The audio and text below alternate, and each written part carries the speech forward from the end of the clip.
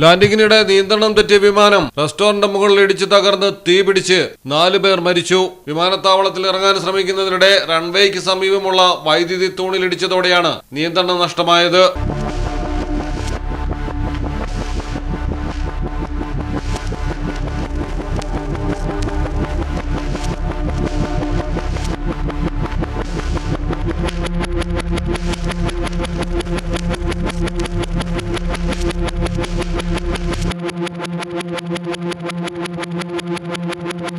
തെക്കൻ ബ്രസീലിൽ Rio Grande ഡോ സുളിലാണ് അപകടം. കാപ്പാവോ ഡ കനോവ വിമാനത്താവളത്തിൽ ഇറങ്ങാൻ ശ്രമിക്കുന്നതിനിടെ ചെറുവിമാനം റൺവേക്ക് സമീപമുള്ള വൈദ്യുതി തൂണിലിടിച്ചു.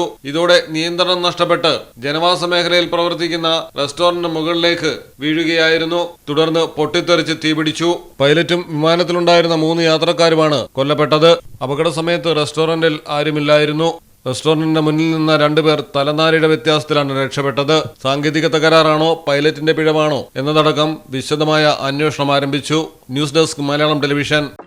കടലിന്റെ സൗന്ദര്യം ആസ്വദിച്ചുകൊണ്ട് ഒരു ലക്ഷറി ക്രൂയിസിൽ പോയാലോ?